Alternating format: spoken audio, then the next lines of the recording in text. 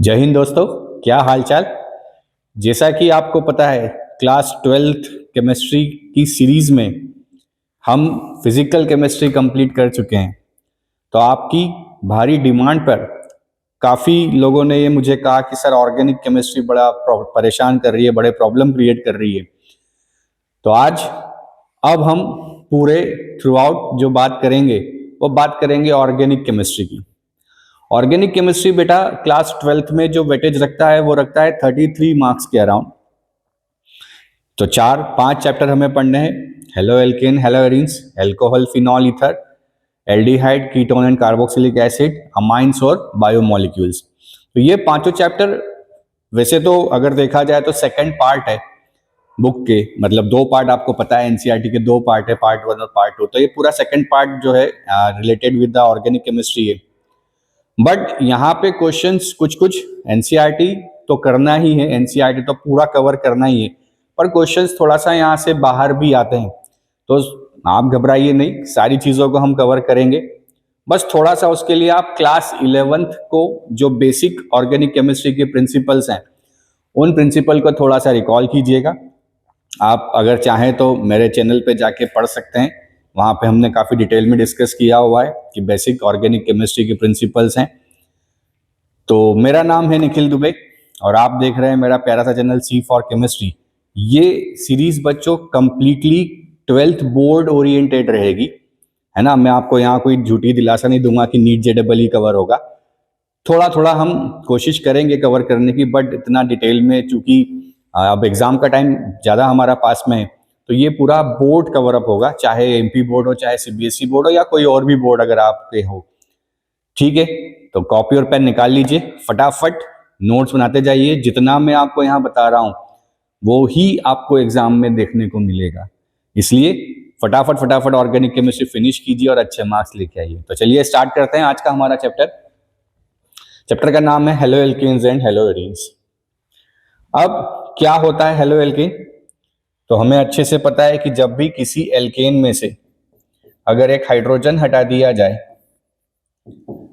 तो वो बनता है एल्काइल, और उस हाइड्रोजन की जगह अगर हेलोजन लगा दिया जाए, हेलोजन में भी फ्लोरीन, क्लोरीन, ब्रोमीन, आयोडीन, तो उसे कहा जाता है एल्काइल हैलाइड।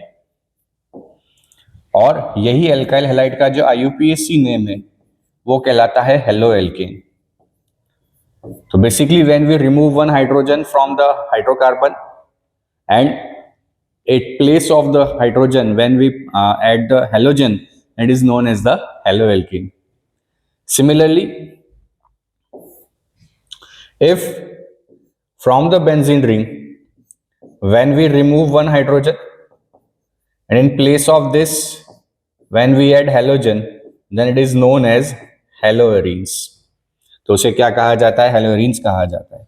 ये यहाँ लिखा है the replacement of hydrogen atom और एटम्स। यहाँ हमने एक हाइड्रोजन हटाया, एक से ज्यादा भी हटाए जा सकते हैं। इन एन एलिफेटिक और aromatic hydrocarbon bye halogen atom results in the formation of alkyl halide and aryl halide. तो ये एल्काइल हैलाइड कहलाएगा और बेंजीन कंटेनिंग कंपाउंड जो है वो एराइल हैलाइड कहलाएंगे। Haloalkanes contain halogen atom attached to the sp3 hybridized carbon atom of an alkyl group, whereas haloarenes contain halogen atoms attached to sp2 hybridized carbon atom of an aryl group. यहाँ पे haloalkane में carbon का जो hybridisation है it will be the sp3। तो जब halogen carbon जो कि sp3 हाइब्रिडाइज्ड हो उससे अटैच्ड है तो ये हेलोएल्केन। और बेंजीन में हमें पता है कि सारे हाइब्रिडाइजेशन sp2 होते हैं, तो sp2 हाइब्रिडाइज्ड बेंजीन से अगर ये कार्बन हेलोजन अटैच है तो इसको क्या कहा जाता है? हेलोएरीन्स कहा जाता है। ठीक है, तो ये है जनरल डेफिनेशन। डेली यूजेस की बात करें तो हमें इस चैप्टर के फर्स्ट पेज में एनसीईआरटी में कुछ मेडिसिन के नाम दिए हैं, वो आपको एज इट इज याद रखना है क्योंकि वो ऐसे कैसे एग्जाम्स में पूछे गए हैं। पहला कि क्लोरीन कंटेनिंग एंटीबायोटिक, नाम है उसका chloramphenicol, produced by microorganism in very effective for the treatment of typhoid fever. कि एक क्लोरीन का एंटीबायोटिक जिसका नाम है क्लोरमफेनिकॉल, जो यूज में आता है एक मेरा अपना डिसीज में जिसका नाम है टाइफाइड। तो यहाँ पे कहाँ हेलो एल्केन्स हमारे डेली यूज में आते हैं? तो पहला यूज क्लोरीन कंटेनिंग एंटीबायोटिक है जिसका नाम क्या है? क्लोरमफेनिकॉल। और कहाँ यूज में आता है? टाइफाइड फीवर में। Second, our body produces iodine containing hormone thyroxine.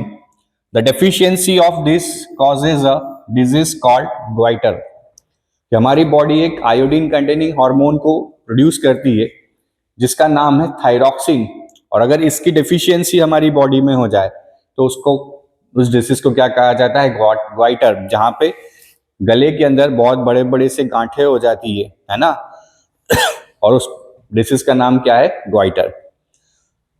अगला, synthetic halogen compound chloroquine is used for the treatment of malaria.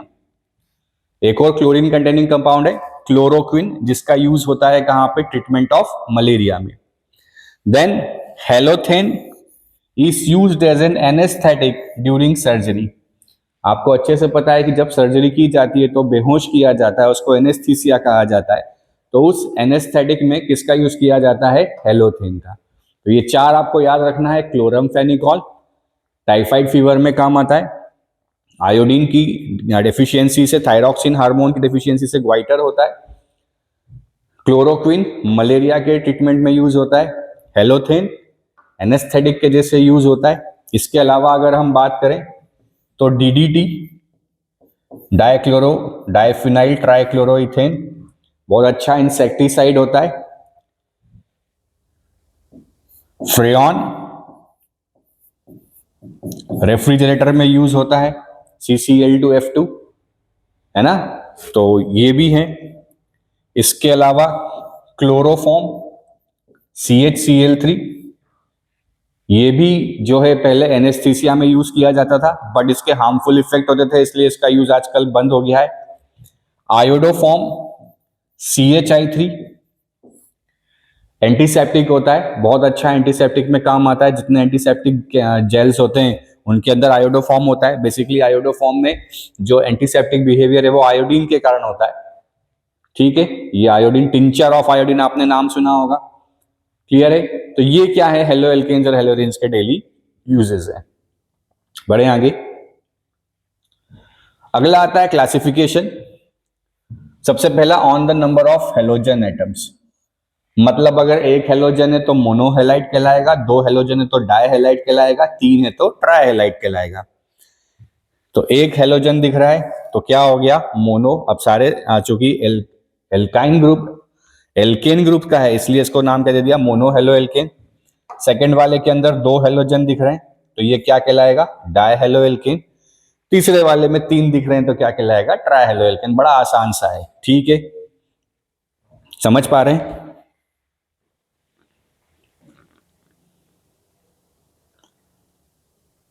बढ़े आगे। चलिए नेक्स्ट हम चलें। अगला classification, compound containing sp3 carbon halogen bond. कि हेलोजन जिस कार्बन से जुड़ा है उस कार्बन का हाइब्रिडाइजेशन क्या हो? sp3 हो। तो ऐसे सारे कंपाउंड्स को बच्चों हेलो एल्केन कहा जाता है। क्या कहा जाता है? Halo alkane. जैसे यहां पे हम देख पा रहे हैं कि ये कार्बन सारे बॉन्ड सिंगल हैं इसलिए इसका हाइब्रिडाइजेशन क्या हो जाएगा? sp3। तो कार्बन जिस हेलोजन से जुड़ा है वो अगर sp3 हाइब्रिडाइज्ड है तो उसे हेलो एल्केन कहा जाता है। अब इसमें भी कैटेगरी हो जाती है प्राइमरी, सेकेंडरी और टर्शियरी की। प्राइमरी का मतलब होता है कि जब हेलोजन जिस कार्बन से जुड़ा हो वो केवल एक कार्बन से जुड़ा हो तो उसे क्या कहा जाता है? Primary halogen, primary halo alkane. Halogen जिस कार्बन से जुड़ा है अगर वो दो एल्काइल ग्रुप या दो कार्बन से कनेक्टेड है तो उसे क्या कहा जाता है? सेकेंड डिग्री हेलोजन या सेकेंड डिग्री हेलो एल्केन। और अगर हेलोजन जिस कार्बन से जुड़ा है वो तीन कार्बन से जुड़ा है तो उसे क्या कहा जाता है? टर्शियरी या 3 डिग्री हैलाइड। तो सबसे पहली कैटेगरी जहां पे कार्बन जिस हेलोजन से जुड़ा है उसका हाइब्रिडाइजेशन क्या होना चाहिए? sp3। तो उन सारे हेलोजन कंटेनिंग कंपाउंड्स को हेलो एल्केन कहा जाता है। और उसमें भी अगर वो एक कार्बन से जुड़ा है तो 1 डिग्री, 2 कार्बन से जुड़ा है तो 2 डिग्री और 3 कार्बन से जुड़ा है तो 3 डिग्री। क्लियर है? नोट कर लीजिए इसे।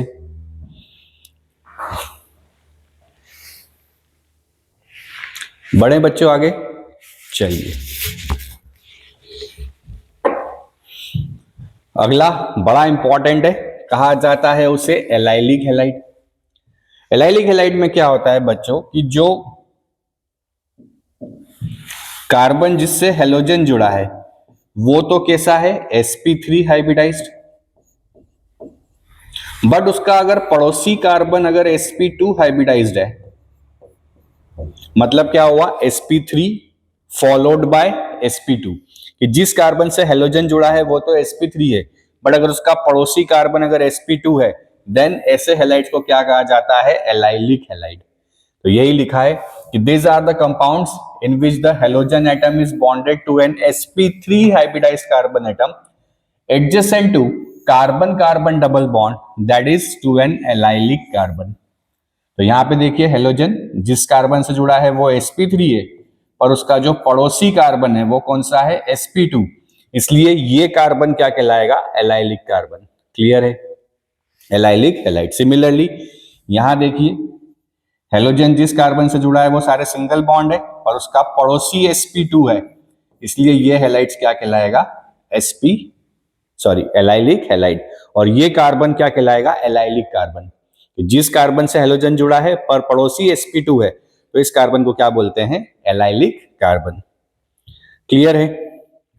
अगला आता है benzylic halide. These are the compounds in which the halogen atom is bonded to an sp3 hybridized carbon atom attached to an aromatic ring। देखिए हेलोजन जिस कार्बन से जुड़ा है वो कार्बन तो sp3 है, पर ये कार्बन किससे जुड़ा है, बेंजीन के कार्बन से जिसका हाइब्रिडाइजेशन क्या होता है, sp2। तो फिर sp3 फॉलोड बाय sp2, पर चूंकि यहाँ बेंजीन रिंग आ गई है इसलिए इसका नाम क्या रख दिया है, बेंजाइलिक हैलाइड। अब ये भी 1 डिग्री, 2 डिग्री, 3 डिग्री हो सकते हैं। जैसे यहाँ पे आप देख रहे हो कि ये वाला कौन सा हो गया, 3 डिग्री, 1 2 और ये 3, तो ये कैसा हो गया, 3 डिग्री। तो allylic sp3 followed by sp2 है ना, but benzylic sp3 followed by sp2, पर जो sp2 कार्बन है वो किसका होगा, बेंजीन रिंग का होगा, एरोमेटिक रिंग का होगा, इसलिए उसे क्या कहा जाता है, बेंजाइलिक हैलाइड। क्लियर है? बढ़े आगे। वेरी इंपॉर्टेंट वन, ये compound containing sp2 carbon halogen bond, कि कार्बन जिससे हेलोजन जुड़ा है अगर वो सीधे sp2 हाइब्रिडाइज्ड है तो इसको कहा जाता है विनाइलिक हैलाइड। क्या बोलते हैं इसे, विनाइलिक हैलाइड। जैसे यहां पे आप देखो, these are the compounds in which halogen atom is bonded to sp2 hybridized carbon atom of a carbon carbon double bond, कि ये कार्बन इससे हेलोजन जुड़ा हुआ है और ये डबल बॉन्ड है तो हाइब्रिडाइजेशन क्या हो जाएगा इसका, sp2। सिमिलरली यहां पे ये कार्बन और ये डबल बॉन्ड, तो ये भी कौन सा हाइब्रिडाइजेशन हो गया, sp2। तो वो कार्बन जिनसे हेलोजन कनेक्ट है और वो sp2 हाइब्रिडाइज्ड है, then they are known as the vinylic halide. इन्होंने क्या कहा जाता है, विनाइलिक हैलाइड कहा जाता है।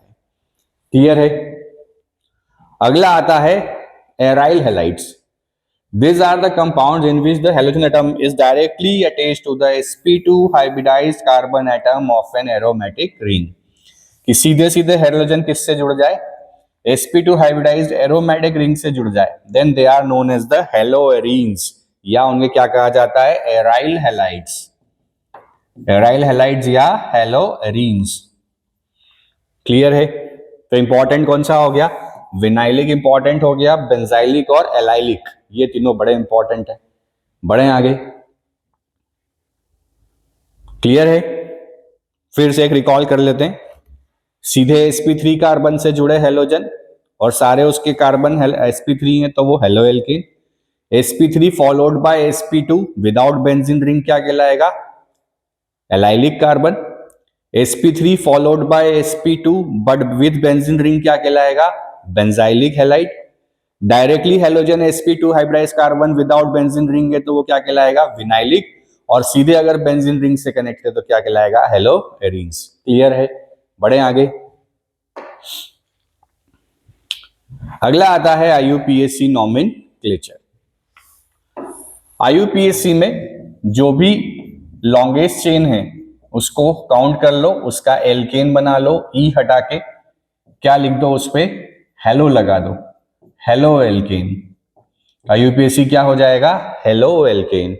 रूल सारे आपको वही लगाने हैं जो आपने पढ़े हैं क्लास 11th में, नहीं पढ़े हैं तो आईयूपीएसी के लिए 11th क्लास में रिकॉल कीजिए। जैसे फर्स्ट वाले में अगर हम देखें तो नाम क्या हो जाएगा, इसको नंबरिंग दे दें 1, 2 और 3, तो it will B 1 bromo, 3 carbon है इसलिए प्रोपेन। यहां चले तो अब नंबरिंग में इसको सेकंड मिल जाएगा, 1, 2 और 3, तो it will be 2 chloro propane, या इसको आइसोप्रोपाइल क्लोराइड भी बोल सकते हैं। It is also known as isopropyl chloride.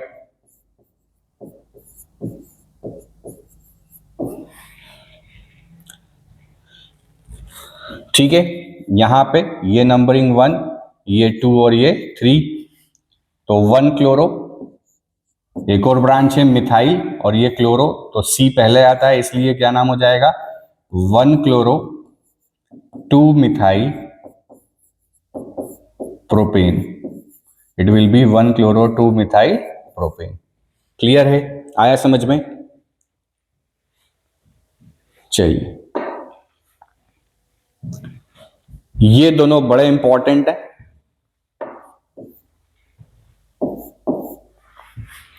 अगर इनका आईयूपीएसी हम लिखें तो क्या बन जाएगा, 1,1 डाइक्लोरो इथेन। अब इसकी खास बात क्या है बच्चों, खास बात यह है कि जब एक कार्बन पे 2 सिमिलर हैलोजन अटैच होते हैं then they are known as gem dihalides. इन्हें क्या कहा जाता है, gem dihalides. They are known as gem dihalides. और जब एडजेसेंट कार्बन पे 2 सेम अटैच होते हैं तो they are known as vicinal dihalides. इन्हें क्या कहा जाता है, विसिनल डाइहैलाइड्स। क्लियर है, they are known as vicinal dihalides. Note कीजिए, बड़े इंपॉर्टेंट है। हाँ, कंडीशन ये है कि दोनों हैलोजन सेम सेम होने चाहिए। क्लियर है, नोट कीजिए। क्लियर है, इतना आया समझ में? अब ये जो डाइहैलाइड्स हैं इनका एक और नाम है, इन्हें कहा जाता है एल्काइलिन डाइहैलाइड्स। क्या बोलते हैं, एल्काइलिन डाइहैलाइड्स।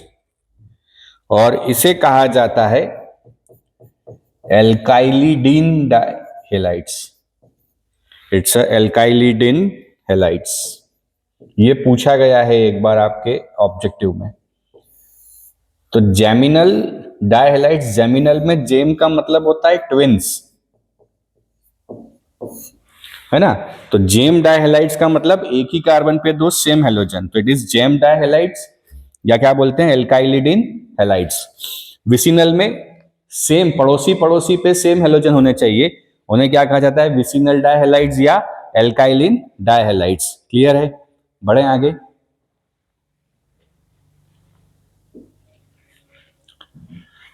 चलिए, यहां से नाम बनाए। अब थोड़ा सा मैं आपको पहले आपको बता देता हूं कि क्या होता है।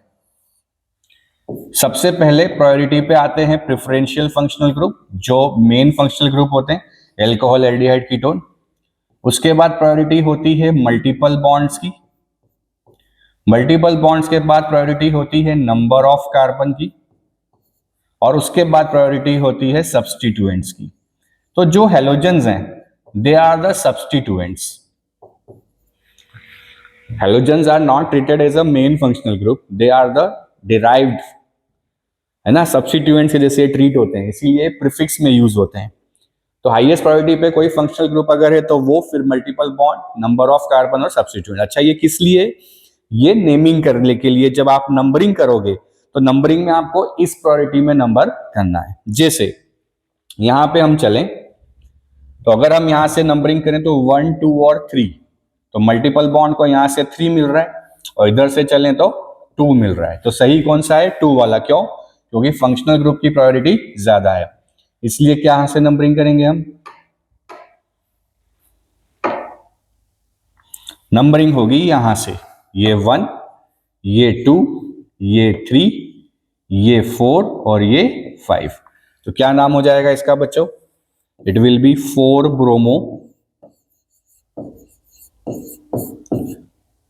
पेंट। 5 कार्बन है इसलिए पेंट। अब सारे सिंगल बॉन्ड नहीं है, मल्टीपल है, तो पेंट 2 इन। क्या नाम हो जाएगा? 4 ब्रोमो पेंट 2 इन। इसका बनाने की कोशिश कीजिए। यहां से नंबरिंग करनी पड़ेगी क्योंकि फर्स्ट तो यही है मल्टीपल में, 1 2 3 और 4।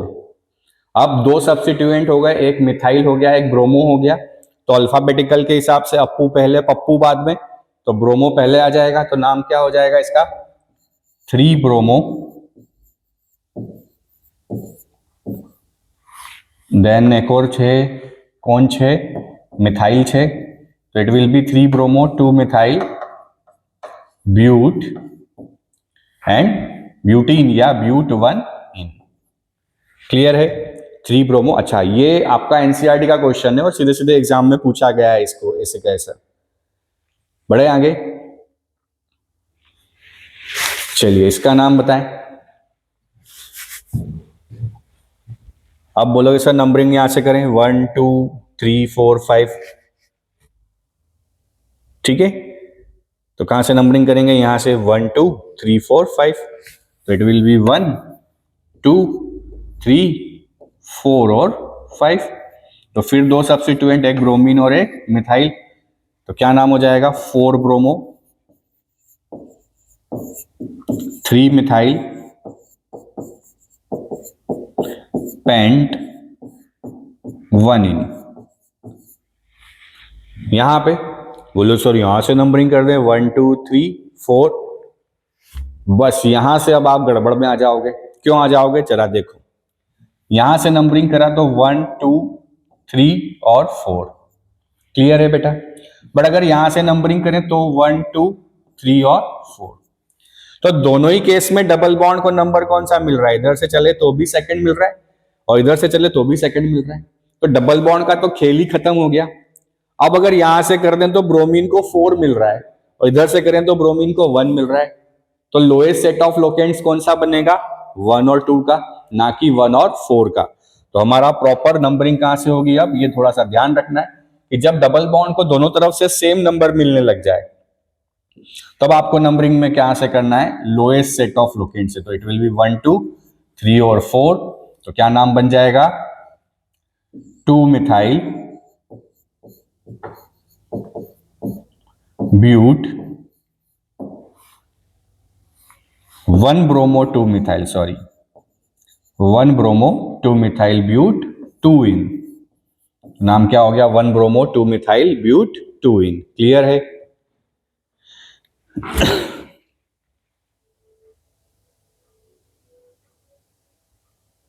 येलो कलर दिख नहीं रहा है, इसको थोड़ा सा रेड में लिख देते हैं। 1 ब्रोमो, यहां से नंबरिंग 1 2 3 और 4। तो 1 bromo 2 methyl but 2 ene. Clear है? आया समझ में? बढ़े आगे, चलिए अब स्ट्रक्चर से, नेम से स्ट्रक्चर बनाना है। बनाते जाएं फटाफट फटाफट। चलिए पहला बनाते। अच्छा, नेम से स्ट्रक्चर बनाने में क्या करना है? बड़ा आसान है, ये ज्यादा आसान है। ये क्या लिखा है? पेंटेन। तो पेंटेन का मतलब क्या होता है? 5 कार्बन। ये 5 कार्बन। फिर लिखा है 3 मिथाइल, तो 1 2 3 यहां पे मिथाइल जोड़ दिया। फिर लिखा है 2 क्लोरो। अब चाहो तो 2 इसको मान लो, चाहो तो 2 इसको मान लो, मैं इसको मान लेता हूं। तो ये खत्म हो गया। तो स्टार्टिंग में जो लास्ट नेम है वहां से स्टार्ट करना है, फिर रिवर्स चलते जाना है।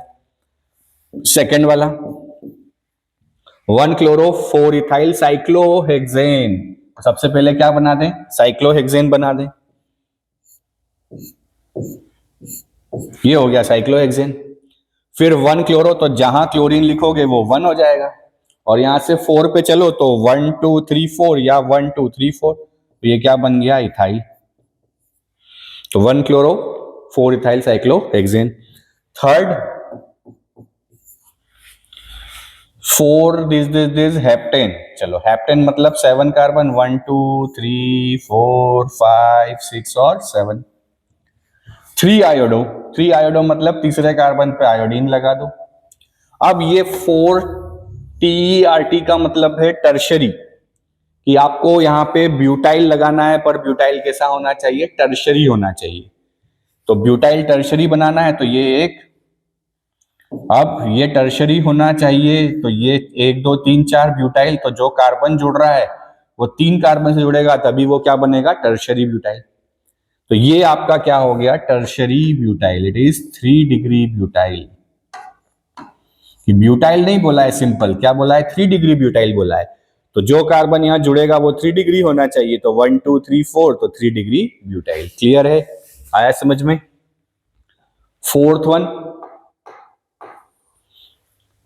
ब्यूट 2 इन 1 2 3 4, तो ये 2 इन, और 1 पे एक ब्रोमो, और एक ब्रोमो कहां, 4 पे, तो ये बन गया आपका 1,4 डाइब्रोमो ब्यूट 2 इन। फिफ्थ वाले की बात करें, लिखा है लास्ट में बेंजीन, तो पहले तो बेंजीन बना दो।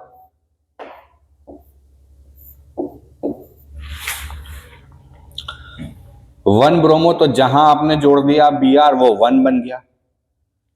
2 पे मिथाइल दिख रहा है, तो यहां पे क्या लिख दो, मिथाइल लिख दो।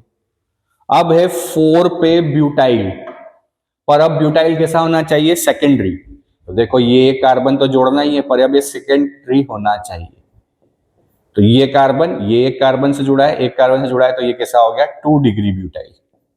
तो देखो 3 डिग्री भी आ गया और 2 डिग्री भी आ गया। क्लियर है, ये दोनों बड़े इंपॉर्टेंट है, ये एग्जाम में पूछे हुए हैं दोनों। ठीक है बच्चों, तो ये क्या है, IUPAC नेम है। बढ़े आगे, अगला आता है nature of C bond X। देखिए थोड़ा सा रिवीजन ही चल रहा है, इसलिए ना हम बहुत ज्यादा फोकस नहीं कर रहे हैं। वैसे भी IUPAC 1 मार्क का आता है पूरे 70 मार्क के पेपर में। क्लियर है, तो आप इसकी प्रैक्टिस कीजिएगा क्लास 11th के थोड़े कॉन्सेप्ट पढ़ के। अब nature of C bond X में आप देख पा रहे हो कि कार्बन और हेलोजन के बीच में बॉन्ड है हेलो एल्केन्स में। अब चूंकि हेलोजन ज्यादा इलेक्ट्रोनेगेटिव है, तो यहाँ पे क्या आ जाएगा, पार्शियली माइनस, और कार्बन पे क्या आ गया, पार्शियली प्लस। इसका मतलब यहाँ पे एक डाइपोल का फॉर्मेशन हो गया। तो कार्बन और हेलोजन के बीच का बॉन्ड का नेचर कैसा हो गया, पोलर, कि इलेक्ट्रॉन शेयरिंग से तो बॉन्ड बना है, but because of the difference in the electronegativity between carbon and halogen, electrons are more shifted towards the halogen. That's why positive negative charge comes onto the carbon and halogen. That's why the nature of bond is polar. अब अगर bond का nature polar है तो क्या क्या यहाँ पे question बनते हैं। सबसे पहले तो देखो कौन कौन से बॉन्ड हो सकते हैं, कार्बन फ्लोरीन के बीच में, कार्बन क्लोरीन के बीच में, कार्बन ब्रोमीन के बीच में, और कार्बन आयोडीन के बीच में। अब हमें पता है कि जब भी किसी ग्रुप में हम ऊपर से नीचे चलते हैं तो एटॉमिक साइज बढ़ता है। मतलब फ्लोरीन इतना सा है, क्लोरीन थोड़ा ज्यादा मोटा है, ब्रोमीन थोड़ा और मोटा है, और आयोडीन सबसे ज्यादा मोटा है। तो आयोडीन की ये मोटी तोंद है। इसका मतलब क्या हुआ कि जब कार्बन और हेलोजन आपस में बॉन्ड बनाएंगे तो बॉन्ड लेंथ क्या होगा, कार्बन और आयोडीन के बीच में तो तोंद आ जाएगी, तो उन दोनों के बीच की दूरियां क्या हो गई, बढ़ गई। इसका मतलब अगर एटॉमिक साइज इंक्रीज होता है तो बॉन्ड लेंथ भी ऊपर से नीचे क्या होता है, इंक्रीजेस। तो एटॉमिक साइज बढ़ने से क्या होता है, बॉन्ड लेंथ जो है वो इंक्रीज होता है। अब यहाँ पे चूंकि कार्बन तो सब में था, तो आंसर किससे निकालेंगे, हेलोजन से। तो हेलोजन का atomic size increases when we move from up to down. So atomic size of fluorine is the smallest and iodine is the big. Iodine के नीचे एक और एस्टेटीन आता है, बट उसको हम कंसीडर नहीं करते हैं।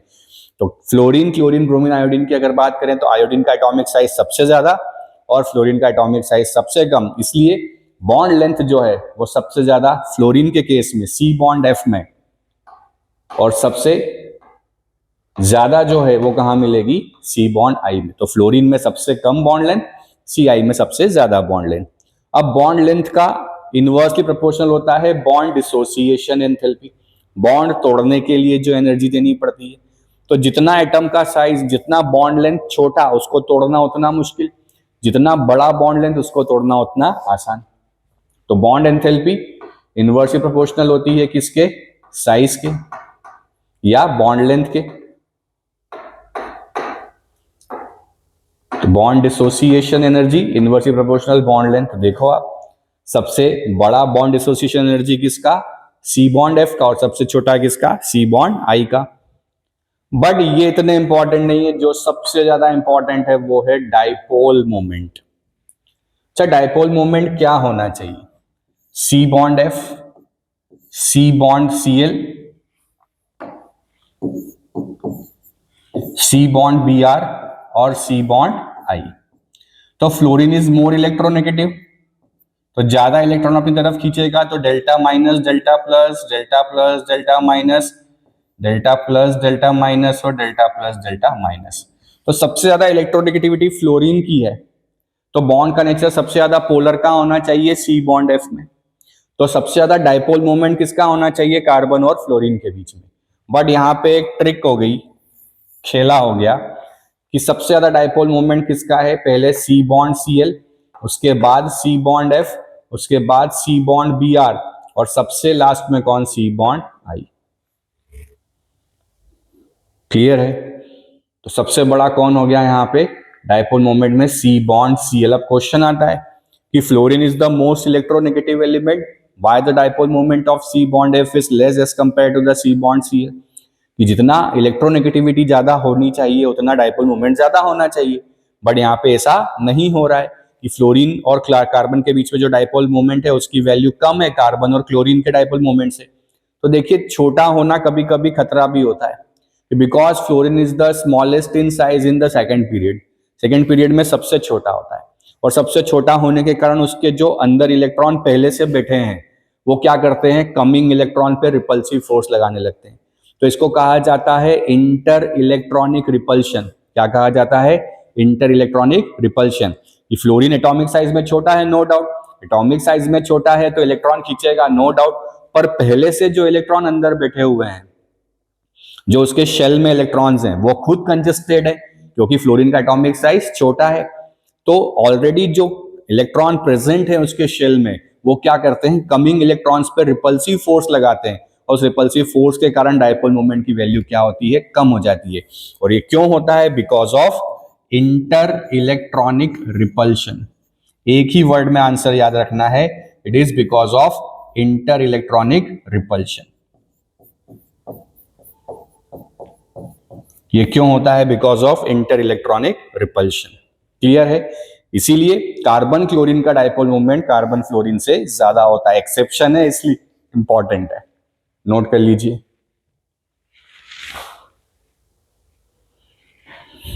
ये दिख भी रहा है अच्छा है या नहीं दिख रहा है, अच्छा दिख रहा है, अच्छा दिख रहा है, रेड कलर अच्छा दिख रहा है। बड़े बच्चों आगे,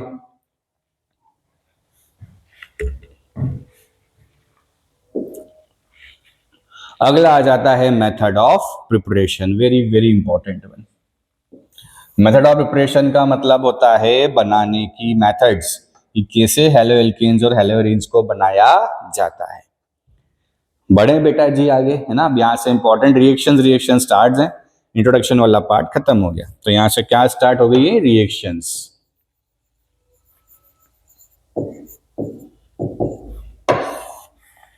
सबसे पहली मेथड है from alcohols by Lucas reagent. तो ये लुकास रिएजेंट क्या बोला है भाई, तो पहले इसी को समझें।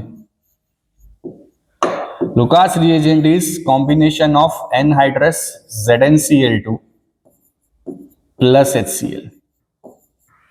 इसे क्या कहा जाता है, लुकास रिएजेंट।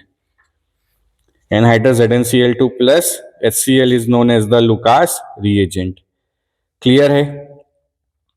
अगर यहां पे हम मेथड की बात करें तो मेथड बड़ी आसान सी है, पहले मेथड लिख देते हैं। ये एल्कोहल ले लो, साथ में ले लो HCl।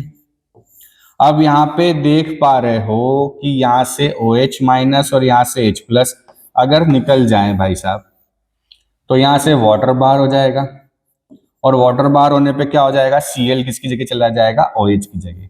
तो यहाँ पे क्या बन गया, RCl। कुछ पॉइंट्स जो नोट होने चाहिए, सबसे पहला कि इट इज SN1 रिएक्शन की एक न्यूक्लियोफिलिक सब्स्टिट्यूशन 1 रिएक्शन है, क्या होती है चैप्टर में आगे पढ़ेंगे। Method is useful only for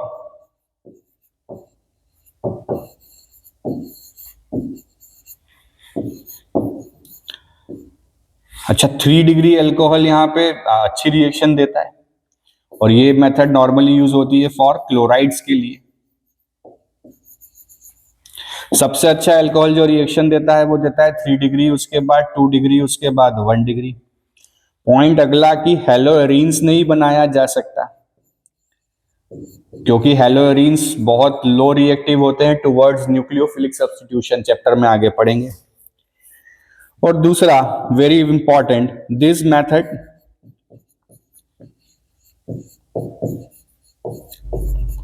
is used for distinguish between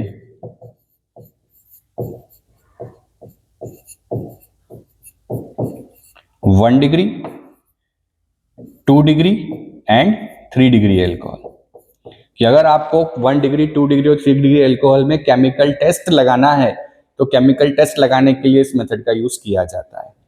clear है? इसका मतलब क्या हुआ कि 3 डिग्री इस रिएक्शन को सबसे फास्ट देता है। क्लियर है?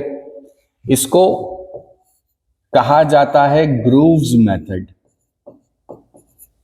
इसका एक और नाम है, क्या बोलते हैं इसे, ग्रूव्स मेथड कहा जाता है। क्लियर है? बढ़े आगे। अब अगर यहां पे एक और चीज होती है, टर्बिडिटी टेस्ट लगाया जाता है। भाई साहब सर क्या बोले जा रहे हो आप, ऐसा तो एनसीईआरटी में कुछ भी नहीं लिखा है। अब ये टर्बिडिटी टेस्ट क्या होता है जरा देखिएगा, कि अगर हमारा एल्कोहल यहां पे 3 डिग्री है,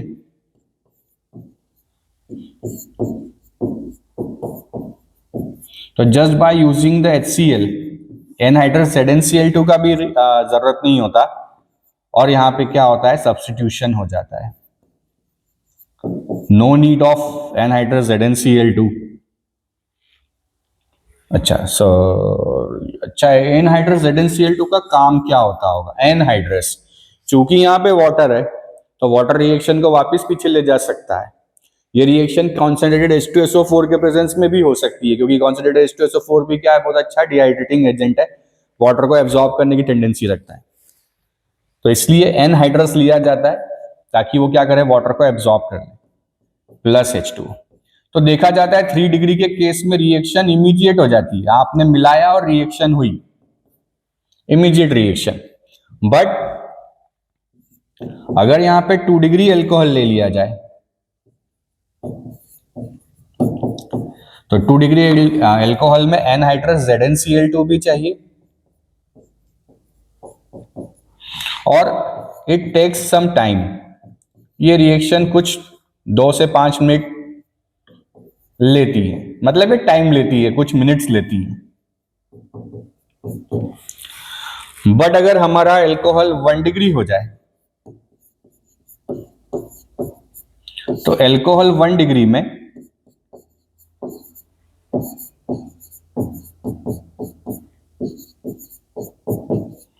रूम टेम्परेचर पे कोई रिएक्शन नहीं होता।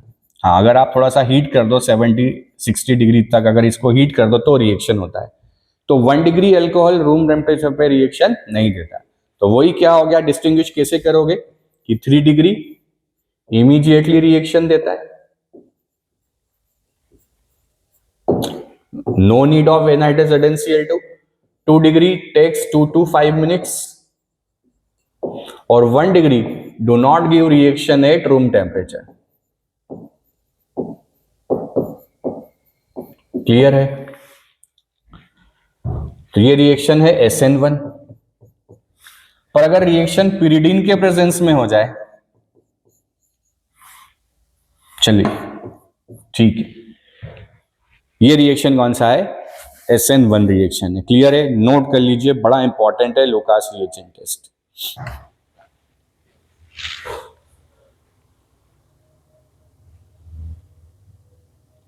बढ़े आगे।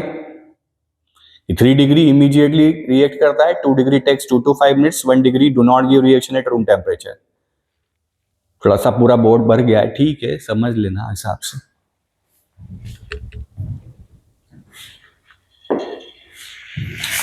अगला है फ्रॉम एल्कोहल्स बाय HBr।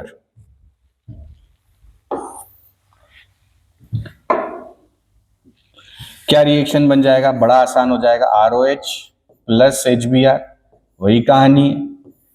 यहां से फिर वही वाटर बाहर, क्या बनेगा? RBr plus H2। पर देखा जाता है कि ये प्रोसेस सीधे नहीं हो जाता है HBr बनाने का। सबसे पहले क्या किया जाता है? HBr बनाया जाता है NaBr प्लस H2SO4। तो यहां से बनता है NaHSO4 plus HBr, substitution reaction है। और फिर ये HBr का रिएक्शन करा दिया जाता है ROH plus HBr convert into RBr plus H2। तो ओवरऑल रिएक्शन क्या बन गई? कंप्लीट रिएक्शन, HBr से HBr कैंसिल हो गया, तो it will B ROH plus NaBr plus H2SO4 convert into RBr plus NaHSO4 plus H2। ठीक है, तो सीधे HBr को बना के रखा नहीं जा सकता, इसलिए उसको प्रिपेयर किया जाता है बाय यूजिंग NaBr H2SO4 और फिर रिएक्शन करवाई जाती है। नोट कर लीजिए।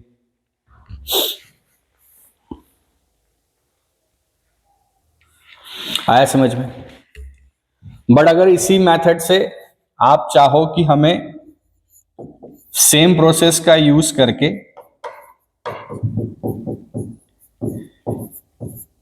एल्काइल आयोडाइड बना लें, तो इसका यूज नहीं किया जा सकता। अगर आप चाहते हो कि एल्काइल आयोडाइड बनाना चाहें सेम प्रोसेस का यूज करके, तो यहां पे फिर H2SO4 नहीं लिया जाता, उसकी जगह कोई वीक एसिड लिया जाता है लाइक H3PO4। तो H3PO4 का यूज करके हम क्या कर सकते हैं? इसको करवा सकते हैं। अच्छा, तो ऐसा क्यों होता है?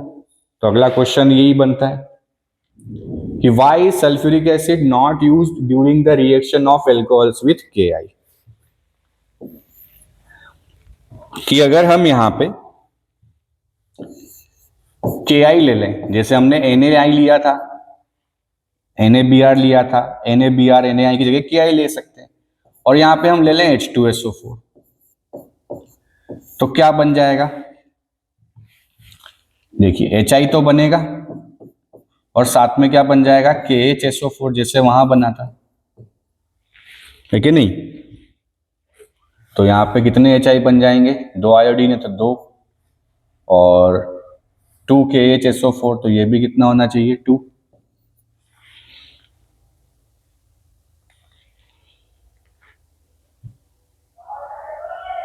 क्लियर है?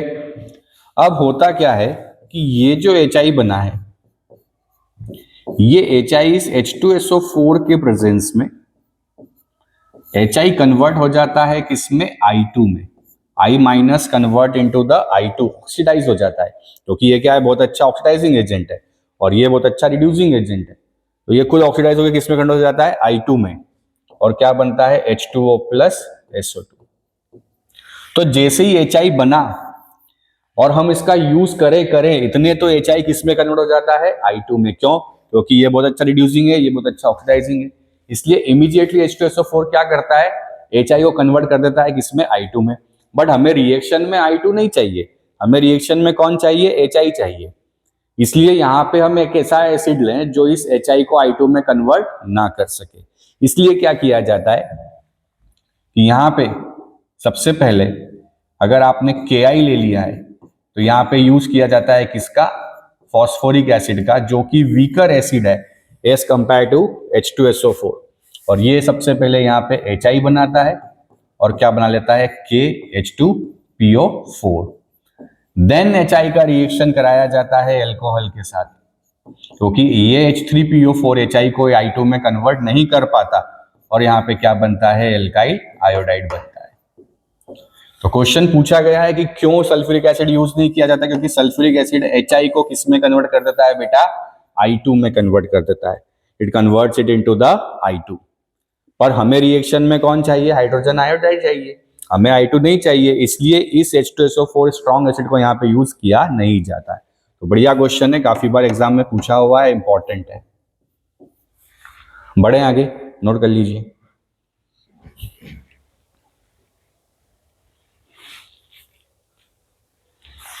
चलिए अगला,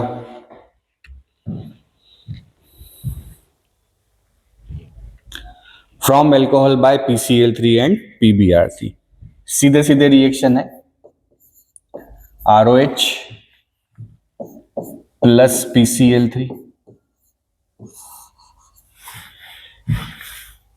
सब्स्टिट्यूशन करा दें, क्या बन जाएगा, RCl plus POH whole thrice, या इसको बोलते हैं H3PO3, फॉस्फोरस एसिड। क्लियर है। और अगर PCl5 ले लें तो ROH, अच्छा मैकेनिज्म पे नहीं जा रहे हैं, वही मैकेनिज्म पढ़ेंगे जो हमारे काम के हैं। PCl3 convert into RCl plus phosphorus oxychloride POCl3 plus HCl, इसका नाम है फॉस्फोरस ऑक्सीक्लोराइड।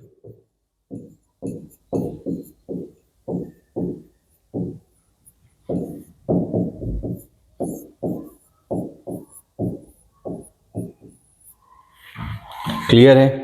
अच्छा, PbR3 और PI3 स्टेबल नहीं होते, वैसे ही PbR5 और PI5 होते ही नहीं है, एग्जिस्ट ही नहीं करते हैं, इसलिए इनका रिएक्शन नहीं किया जाता।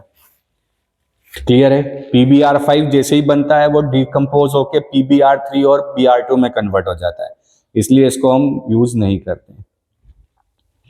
क्लियर है। बढ़े आगे, चलिए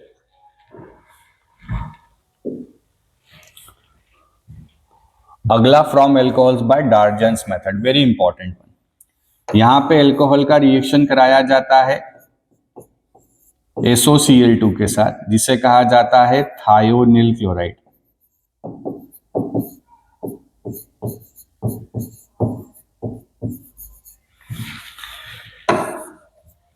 बनता है RCl plus SO2 plus HCl।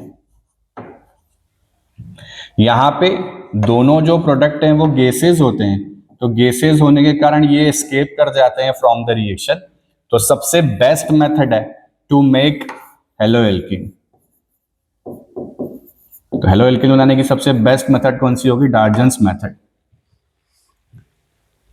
अब अगर यहां पे वैसे तो रिएक्शन SN1 होता है, और अगर आपने रिएक्शन पिरिडीन के प्रेजेंस में करा दिया तो पिरिडीन के प्रेजेंस में SN2 हो जाता है। तो थायोनिल क्लोराइड के प्रेजेंस में रिएक्शन है, क्या बनेगा, halo alkane plus SO2 plus HCl। दोनों प्रोडक्ट चूंकि गैसेज हैं इसलिए एस्केप हो जाते हैं रिएक्शन में, तो हमें सिर्फ क्या मिलता है, हेलो एल्केन मिलता है। The above methods are not applicable for the preparation of aryl halides because the carbon oxygen bond in phenols has a partial double bond character and is difficult to break being stronger than a single bond। बोल रहा है कि जितनी methods हमने पढ़ी उन सब में क्यों ये मेथड यूज नहीं करते हेलो एरिन्स बनाने के लिए, क्योंकि यहाँ पे जब फिनॉल के साथ रिएक्शन होगा तो फिनॉल यहाँ पे रेजोनेंस दिखाता है, and in resonance phenol is having double bond character with carbon and oxygen bond। तो सिंगल बॉन्ड तोड़ना आसान होता है बजाय कि इसके डबल बॉन्ड, इसलिए they do not give the substitution reaction. Clear है। ये सारी मेथड से हम हेलोएरिन्स नहीं बना सकते, इंपॉर्टेंट है। बढ़े आगे, अगला है फ्रॉम हाइड्रोकार्बन्स। सबसे पहले बनाना है फ्रॉम एल्कीन्स। एल्केन्स में it is a free radical substitution, कि हमने मीथेन ले लिया, chlorine. Free radical substitution always to be done in the presence of light, चाहे वो यूवी लाइट हो, चाहे वो सनलाइट हो, चाहे वो हीट एनर्जी हो। और यहाँ पे क्या बनता है, हेलो एल्केन। अगर आप मोनो हेलो एल्केन बनाना चाहते हो तो methane must be in axis, मतलब आपका जो हाइड्रोकार्बन है वो एक्सिस में होना चाहिए फॉर मोनो हेलो प्रोडक्ट। अगर आपने नहीं किया तो ये रिएक्शन आगे बढ़ती जाएगी और यहाँ पे क्लोरोमीथेन डाइक्लोरोमीथेन में, डाइक्लोरो ट्राइक्लोरो में, ट्राइक्लोरो टेट्राक्लोरोमीथेन में कन्वर्ट हो जाता है। समस्या तब आती है जब यहाँ पे एक से अलग टाइप के कार्बन की कैटेगरी हो, जैसे ये 1 डिग्री कार्बन और ये 2 डिग्री कार्बन। तो क्या हो जाएगा, क्लोरीनेशन, यूवी लाइट। याद रखिएगा यूवी लाइट का होना बहुत जरूरी है। दो प्रोडक्ट बनते हैं, एक बार 1 डिग्री पे सब्स्टिट्यूशन होगा और एक बार 2 डिग्री पे सब्स्टिट्यूशन होगा। तो मेजर प्रोडक्ट 2 डिग्री। वैसे यहाँ पे प्रोसेस होता है सिलेक्टिविटी और रिएक्टिविटी के बेसिस पे निकाला जाता है। अगर यहाँ पे ब्रोमिनेशन है तो 100% जो आपका प्रोडक्ट है वो 3 डिग्री सबसे ज्यादा होगा, फिर 2 डिग्री, फिर 1 डिग्री। पर क्लोरीनेशन में ये निकाला जाता है क्योंकि इसका सिलेक्टिविटी अलग होता है क्लोरीन के साथ, तो वो हमारे सिलेबस में नहीं है, इसलिए हम उसको नहीं देख रहे हैं। तो यहाँ पे सिर्फ क्या याद रखेंगे, 2 डिग्री जो है वो मेजर होगा। क्लियर है, बढ़े आगे। अगला आता है फ्रॉम एल्कीन, उसमें है एडिशन ऑफ हाइड्रोजन हैलाइड्स या एडिशन ऑफ HX। यहां रिएक्शन में जब तक एल्कीन सिमेट्रिकल है तब तक तो लोड लेना ही नहीं है। करना क्या है, डबल बॉन्ड को सिंगल बना दो और सिंगल बनाने के बाद जो एक एक बॉन्ड बच गया है उस पे किसी भी कार्बन पे हाइड्रोजन और हेलोजन अटैच कर दो। कब, जब number of double bonds, sorry जो डबल बॉन्ड्स के दोनों तरफ नंबर ऑफ कार्बन क्या हो, सेम हो। तो फॉर सिमेट्रिकल कोई एडिशन कुछ भी नहीं है, यहां पे आप कैसे भी कर सकते हो। बट अगर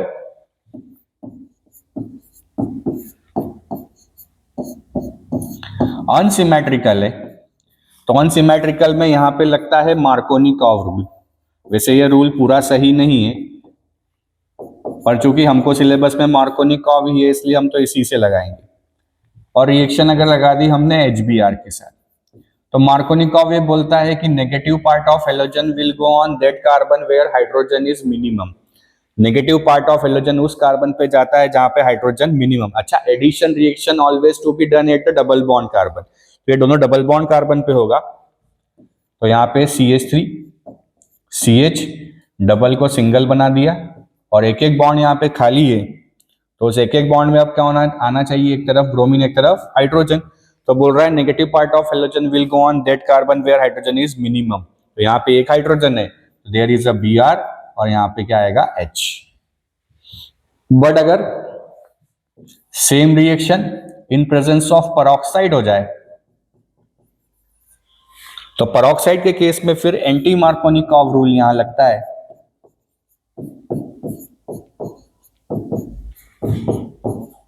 एंटी मार्कोनी-कॉव के हिसाब से अब ब्रोमीन कहां जाएगा, उस जगह जहां पे हाइड्रोजन डबल बॉन्ड वाले कार्बन पे ज्यादा है। तो प्रोडक्ट क्या बन जाएगा, CH3 CH2 और CH2Br। तो एक तरफ कार्बोकेटायन के कारण कहानी चल रही है और एक तरफ फ्री रेडिकल के कारण होता है। तो एक में फ्री रेडिकल सब्स्टिट्यूशन है, एक में कार्बोकेटायन है। क्लियर है, बढ़े आगे। अब चूंकि ये 11th में आपको पढ़ाया जा चुका होता है इसलिए इसका मैकेनिज्म नहीं देते हैं, यहां सीधे क्वेश्चन आता है। अगला है एडिशन ऑफ हेलोजेंस, कि CH2 डबल बॉन्ड CH2, अगर यहां पे ब्रोमाइन वाटर ले लिया जाए तो डबल बॉन्ड को सिंगल बनाते हैं और दोनों तरफ एक एक हेलोजन को अटैच करते हैं, मतलब विसिनल डायहेलाइड्स बनता है। क्या बनता है, विसिनल डायहेलाइड्स। अब ये method, this method is used to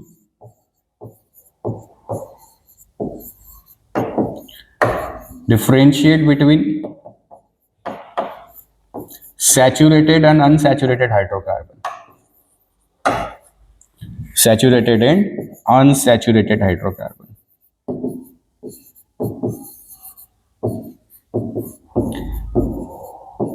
कि जो एल्केन्स हैं वो रिएक्शन नहीं देते हैं, बट एल्कीन और एल्काइंस रिएक्शन देते हैं. तो जो ऑरेंज कलर है ब्रोमाइन वाटर का, तो जैसे ही ब्रोमाइन वाटर को अनसैचुरेटेड में डाला जाएगा तो वो कैसा हो जाएगा? कलरलेस. क्यों कलरलेस हो जाएगा? Because it gives addition reaction और क्या बना देता है? Vicinal dihalides. तो अगर किसी कंपाउंड के अंदर डबल ट्रिपल बॉन्ड प्रेजेंट और उसमें आपने ब्रोमाइन वाटर डाल दिया तो ब्रोमाइन वाटर ऑरेंज कलर से कलरलेस हो जाता है. But alkanes do not give this reaction. Note कर लीजिए. क्लियर है? बढ़े आगे.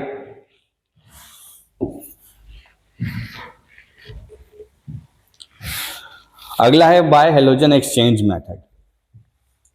नाम ही क्या है? Halogen exchange. एक्सचेंज मतलब एक हेलोजन को हटा के दूसरा हेलोजन लगाना. पहला वाला क्या नाम है? फिंकलिस्टन रिएक्शन. इंपॉर्टेंट रिएक्शन है. जैसा इसका नाम है वैसा इसका काम है. कि यहां पे क्या होता है कि जो बड़ा हेलोजन है, बड़ा हेलोजन डिस्प्लेस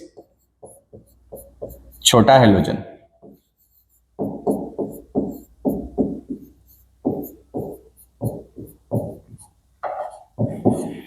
कि अगर आपके पास सपोज क्लोरोइथेन है, रिएक्शन कराया जाता है NaI के साथ in presence of dry acetone, तो यहां पे ये इसको सब्स्टिट्यूट मार देता है और क्या बन जाता है? Iodo alkene.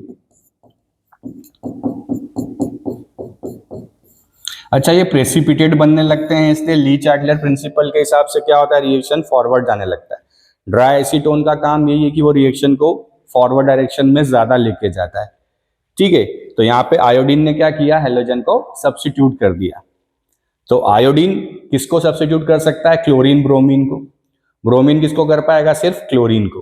बट मोस्टली ये मेथड जो यूज किया जाता है for preparation of iodo alkene. Clear है? बढ़े आगे. बड़ा इंपॉर्टेंट रिएक्शन है फिंकलिस्टन रिएक्शन. नाम क्या है? फिंकलिस्टन. बड़ा है नाम, इसलिए बड़ा हेलोजन क्या करेगा? छोटे वाले को डिस्प्लेस कर देगा. नेक्स्ट चले स्वार्ट्ज. जैसा कि नाम छोटा सा है वैसे इसका काम भी छोटा सा है. मतलब काम छोटा है. यहाँ पे छोटा फ्लोरीन जो है आता है. तो फ्लोरीन कंटेनिंग कंपाउंड बनाने की बहुत अच्छी मेथड होती है स्वार्ट्ज. कि सपोज यहाँ पे है CH3CH2Br. रिएक्शन जो कराया जाता है, मेटेलिक फ्लोराइड्स ले लें, चाहे तो सिल्वर फ्लोराइड ले लें, चाहे तो मर्क्यूरी फ्लोराइड ले लें, चाहे तो कोबाल्ट फ्लोराइड ले लें, चाहे तो एंटीमनी फ्लोराइड ले लें, किसी के भी प्रेजेंस में रिएक्शन करा दे तो यहाँ पे क्या बनता है? फ्लोरोएल्केन. साथ में अगर सिल्वर लिया है तो AgBr बाहर. क्लियर है? आया समझ में? तो फ्लोरीन बनाने की, फ्लोरीन कंटेनिंग कंपाउंड बनाने की बेस्ट मेथड है स्वार्ट्ज. अब इन दोनों में कंफ्यूजन हो जाता है. तो फिंकलिस्टन बड़ा नाम, बड़ा हेलोजन आएगा आयोडीन. स्वार्ट्ज छोटा सा नाम, छोटा हेलोजन आएगा फ्लोरीन. बस इतना सा याद रखें. क्लियर है? बढ़े आगे.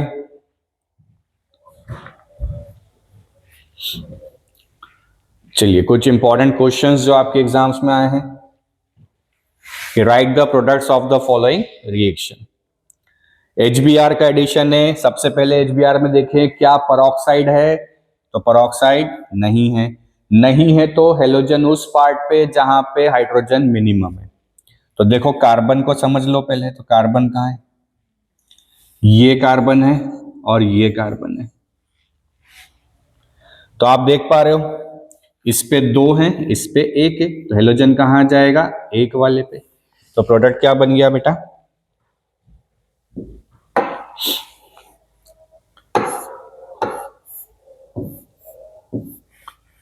बड़ा आसान है, केवल आपको थोड़ा सा दिमाग ही लगाना है और कुछ नहीं करना है। बोले सर वही तो नहीं लगा पाते हैं। डबल को सिंगल बना दिया,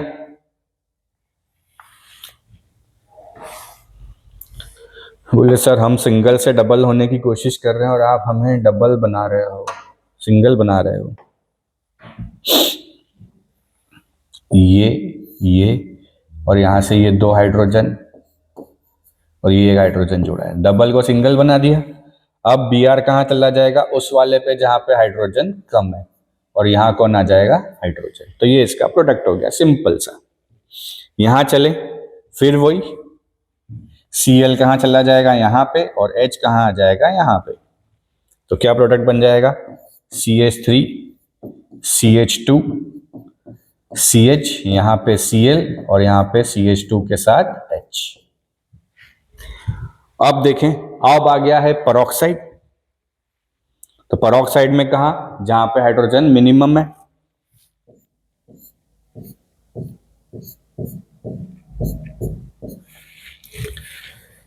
CH2 CH और मिनिमम वाले पे Br, बॉन्ड CH2 और यहाँ पे H। क्लियर है? तो बड़ा आसान सा है। बढ़े आगे।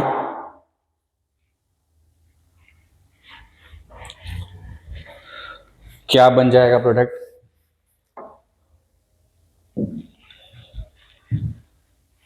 क्या होगा, सब्स्टिट्यूशन। सीधे SOCl2 है तो क्या आ जाएगा, यहाँ पे OH की जगह आ गया Cl, साथ में कौन बार, SO2 प्लस HCl। ठीक है, अगला वाला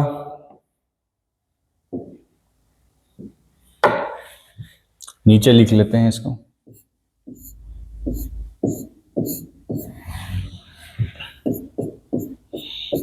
यहां लगा दिया NO2, यहां पे है CH2 CH3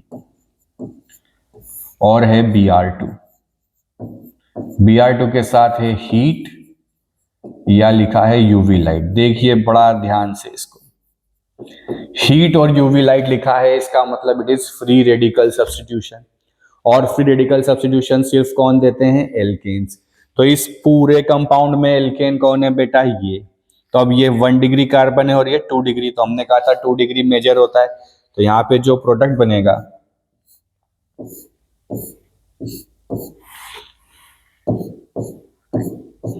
ये हो गया NO2, ये CH, यहाँ पे Br और ये बॉन्ड CH3।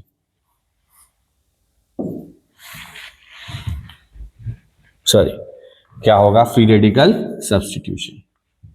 ध्यान से फिर से, ये वाला एल्केन का 2nd डिग्री कार्बन है, चूंकि रिएक्शन ब्रोमीन के साथ हीट और यूवी लाइट है तो सब्स्टिट्यूशन होगा फ्री रेडिकल, तो कहां जाएगा, यहां पे।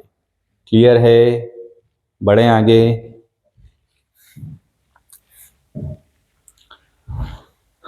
सेम यहां पे देखिए, बड़ा इंटरेस्टिंग सा आंसर आना चाहिए। HCl है और OH है, तो आपको 2 जगह OH दिख रहे हैं।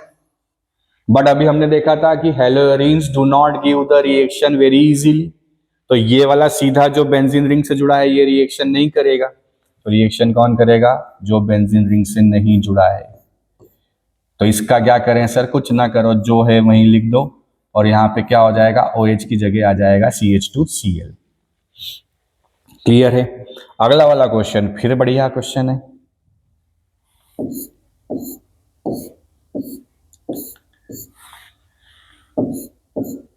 CH3 plus HI, hydrogen halide का एडिशन है। तो हेलोजन उस कार्बन पे जहां पे हाइड्रोजन मिनिमम है, बहुत बार आया हुआ क्वेश्चन है, ध्यान से सुनना। तो ये डबल बॉन्ड वाले दोनों कार्बन, पहले सारे कार्बन की वैलेंसी चेक कर लो। इस कार्बन पे देखें तो ये 1, ये 2, ये 2, ये 1 2, ये 3 और ये 4। तो इसकी तो चारों कंप्लीट है, मतलब इसके पास कोई हाइड्रोजन नहीं है। इस पे चले तो 1 2 और 3, मतलब इसके पास क्या है, एक हाइड्रोजन। तो नेगेटिव पार्ट वहां जाएगा जहां पे हाइड्रोजन मिनिमम है। तो प्रोडक्ट क्या बन जाएगा, जहां CH3 है उसी कार्बन पे क्या आने वाला है, I, और हाइड्रोजन कहां चला जाएगा, यहाँ पे। क्लियर है? तो बच्चे काफी गलती कर दें तो उसी कार्बन पे आ ही जाएगा जहां पे हाइड्रोजन मिनिमम है। क्लियर है? बढ़े आगे। अगला जल्दी से बता दो क्या बन जाएगा। सीधे सीधे क्या है, आयोडीन सब्स्टिट्यूट कर देगा Br को, फिंकलिस्टन रिएक्शन, तो CH3CH2I प्लस NaBr। ठीक है, अगला वाला फिर बढ़िया मजेदार क्वेश्चन है। प्लस Br2 लिखा है हीट और यूवी लाइट। जैसे ही Br2 और डबल बॉन्ड हमें दिखता है तो दिल गार्डन गार्डन हो जाता है, बोले कि डबल बॉन्ड हटाओ, एक Br यहां लगाओ, एक Br यहां लगा, तो जैसे ही ये करा आंसर गलत। क्यों? क्योंकि उसमें रिफ्लक्स CCl4 होना चाहिए, पर यहाँ पे हीट और यूवी लाइट है। हीट और यूवी लाइट का रिएक्शन सिर्फ कौन देता है? एल्केन। तो यहाँ पे ये दोनों कार्बन जो डबल बॉन्ड वाले हैं रिएक्शन में पार्टी नहीं करेंगे। कौन करेगा? केवल सिंगल बॉन्ड वाले। तो किसी भी एक सिंगल बॉन्ड वाले पे आप फ्री रेडिकल सब्स्टिट्यूशन कराएंगे, डबल बॉन्ड को ऐसा रहने देंगे और यहाँ पे आंसर ये बनेगा। क्लियर है जी? इसमें बड़ा कंफ्यूजन होता है, बड़ा कंफ्यूजन होता है। बढ़े आगे। ये कुछ क्वेश्चंस जो बहुत एग्जाम में पूछे गए हैं। अगला आता है preparation of haloarenes from hydrocarbons by electrophilic substitution. बड़ा आसान है कि बेंजीन ले लो, यहां पे क्लोरीनेशन करा दो। किसके प्रेजेंस में होता है? तो साहब एनहाइड्रस AlCl3 के प्रेजेंस में होता है, जो कि यहाँ पे काम करता है, इलेक्ट्रोफाइल बनाने का काम ही ये करता है। ठीक है, बिना इसके रिएक्शन ही नहीं हो सकती। तो क्या होगा? यहाँ पे बन जाएगा क्लोरोबेंजीन। ब्रोमिनेशन कराओगे तो ब्रोमोबेंजीन ले लेना, साथ में क्या हो जाएगा? HCl। अब अगर यहाँ पे बेंजीन डेरिवेटिव्स जैसे टॉलिन ले लें और अगर आप क्लोरीनेशन करा दें तो एनहाइड्रस AlCl3। अब चूंकि टॉलिन जो है वो ऑर्थो पैरा डायरेक्टिंग है, पता होगा आपको कि बेंजीन से कोई ग्रुप जुड़ जाए तो दोनों पोजीशन ऑर्थो, इसके बाद वाली मेटा और सामने वाली पैरा। तो टॉलिन क्या है? ऑर्थो पैरा पोजीशन है। तो दो प्रोडक्ट यहाँ पे बन जाते हैं, एक तो ऑर्थो क्लोरोटॉलिन और एक पैरा क्लोरोटॉलिन। तो एक Cl ऑर्थो पोजीशन पे और एक Cl आपका पैरा पोजीशन पे आता है। तो एक ऑर्थोक्लोरो और एक पैराक्लोरोटॉलिन। मेजर कौन सा होता है? पैरा वाला। ये है ऑर्थोक्लोरोटॉलिन, ये है पैराक्लोरोटॉलिन। तो major product will be the parachlorotoluene. Clear है? अगला है from amines by Sandmeyer reaction. बड़ी इंपॉर्टेंट है सेंडमेयर रिएक्शन। सबसे पहले क्या किया जाता है? अमाइंस का रिएक्शन कराया जाता है। अब अगर यहां पे हम एक काम करें, हेलोरिन्स बना रहे हैं ना, तो एनिलीन ले लेते हैं।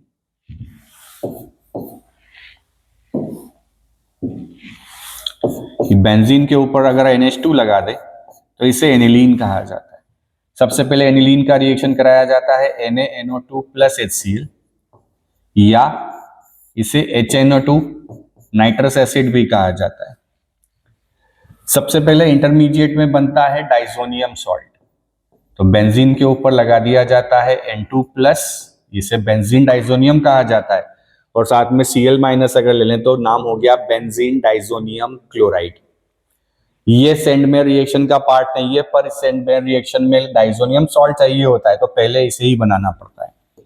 अब अगर यहां पे हमने डाइजोनियम सॉल्ट ले लिया तो अब सेंडमेयर रिएक्शन चालू होती है। अगर आपने Cu2Cl2 ले लिया तो there will be formation of chlorobenzene plus nitrogen बाहर। अगर आपने Cu2Br2 ले लिया तो ब्रोमोबेंजीन और नाइट्रोजन बाहर। अगर आपने CuCN ले लिया तो साइनोबेंजीन और नाइट्रोजन बाहर। पर अगर आपने यहां पे Ki ले लिया तो आयोडोबेंजीन बनेगा, वही नाइट्रोजन बाहर। But it is not Sandmeyer, ये सेंडमेयर नहीं है। सेंट मेयर तो यही तीन है, क्लियर है। अगर आपने यहां पे Cu-HCl ले लिया तो भी क्लोरोबेंजीन बनेगा। अगर आपने Cu-HBr ले लिया तो भी ब्रोमोबेंजीन बनेगा, बट ये भी सेंट मेयर नहीं है। इस रिएक्शन का नाम है गटरमैन रिएक्शन। कौन सी बन जाएगी ये? Gattermann reaction. तो इस डाइजोनियम सॉल्ट से इतने तरीके से हम हेलोएरीन्स को बना सकते हैं। तो एक मेथड कौन सी हो गई? ये तीनों सेंट मेयर, ये दोनों गटरमैन, और इस रिएक्शन का कोई नाम नहीं है। तो इस तरीके से हेलोएरीन्स को बनाया जा सकता है। तो यहां पे method of preparation of haloalkane haloarenes और IUPAC जनरल इंट्रोडक्शन पार्ट खत्म होता है। तो ऐसे ही और वीडियोस के लिए हमें लाइक, फॉलो, सब्सक्राइब करते रहिए, हंसते रहिए, पढ़ते रहिए। जय हिंद।